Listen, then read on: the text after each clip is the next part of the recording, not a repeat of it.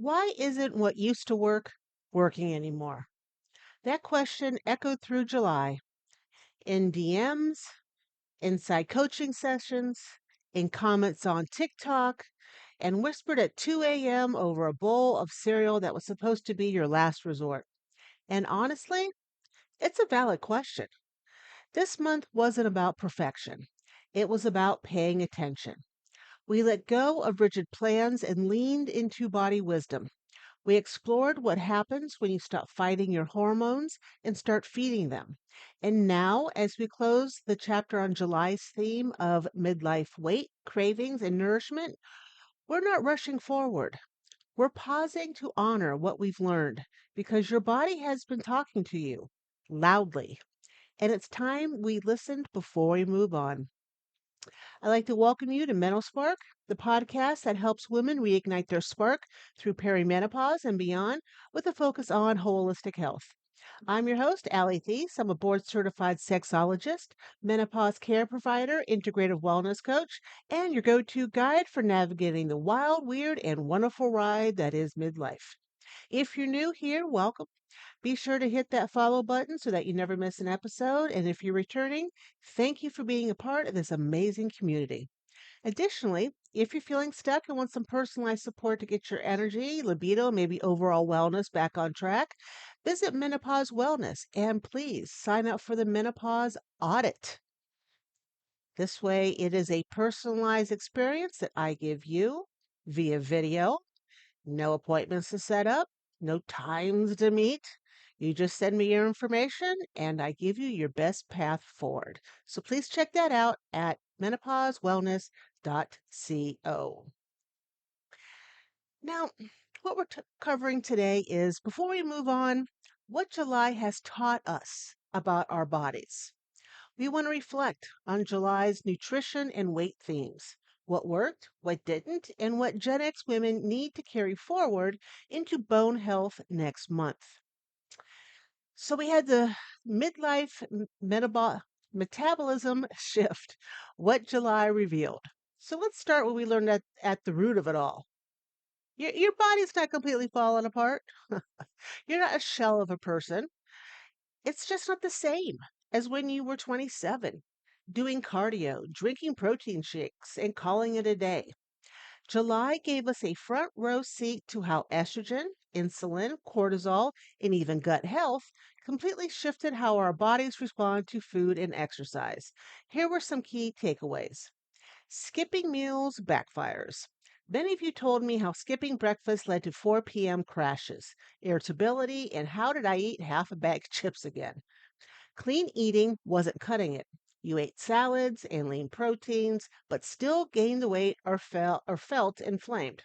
Why? Because your metabolism isn't just about calories, it's about hormone regulation. Cortisol is sneaky. Oh, is it ever? Stress hormones from overdoing workouts or undereating lead to belly fat, brain fog, and broken sleep. The old formula of eat less, move more just doesn't work for us anymore. We're in a new chapter, one where nourishment, rest, and consistency are the stars of the show, not depriving or the hustle. So, we want to talk about nourishment over perfection. Let's talk about food because food is not the enemy. In fact, July, many of you discovered how to finally feel good after meals instead of bloated, tired, or guilty. Here's what we embraced: protein and fiber came to the rescue. Those two were the MVPs of blood sugar balance, feeling full, and even mood stability. They kept the cravings in check without you white knuckling it your way through the day. More real food equals less brain fog. When you swapped out the ultra processed snacks for whole foods, even some of the time you notice clearer thinking, less bloat, and a bit more energy.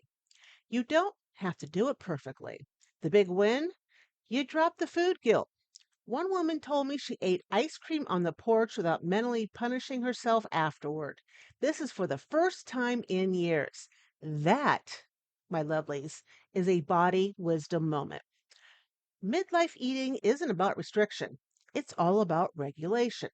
It's about asking, What's going to make my body feel steady right now? And then honoring the answer, even if it's not what your old meal plan would have approved of. We have movement that heals, not hurts. So here's the part where we rewrite the narrative around exercise because July reminded us that movement isn't just about shrinking your body, it's also about supporting it. Many of you let go of punishing routines and embraced movement that respected your nervous system. You discovered walking around is underrated AF. We all know what that means.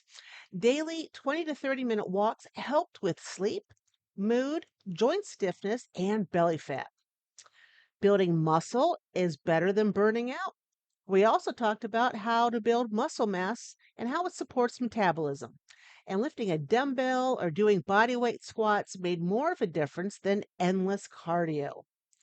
Rest is part of the plan. It really is. One of you said it best when you said, I took 2 rest days this week and I actually had more energy.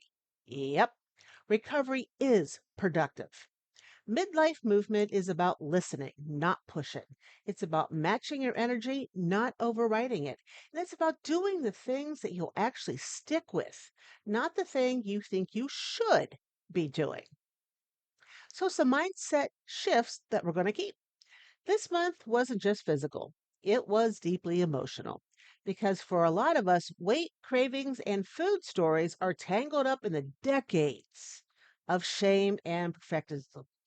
Here's what we're leaving in July: the idea that failing one day means you blew it, comparison to your younger body, or anybody else's body for that matter, letting the scale dictate your worth.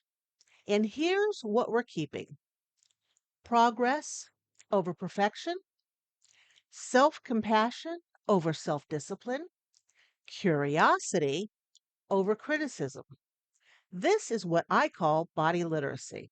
You're learning to decode your symptoms, to understand what your cravings are asking for, to trust that your body isn't sabotaging you, it's trying to keep you alive, steady, and safe. And now that you've built this foundation, you're ready for what's next. And I have some Spark action steps for you this week because I want you, before we move on to August, focus on bone health. Take 10 minutes and journal your top 3 body wisdom moments from July.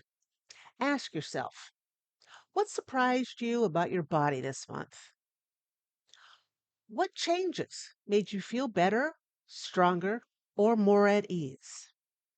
And what habit or mindset shift do you want to bring with you into the next month?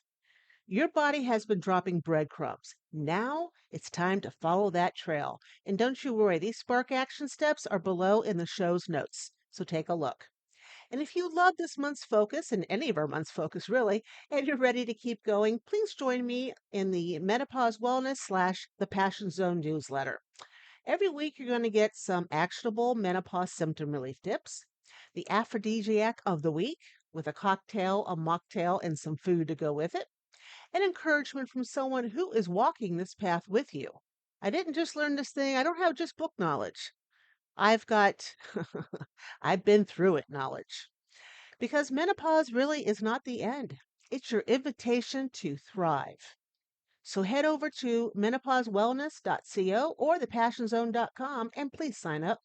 Let's continue to learn, grow, and thrive together. Now, I want you to remember, you're not imagining your symptoms. You deserve support, not skepticism. It's okay to ask for what you need and to let go of needing permission to validate your experience.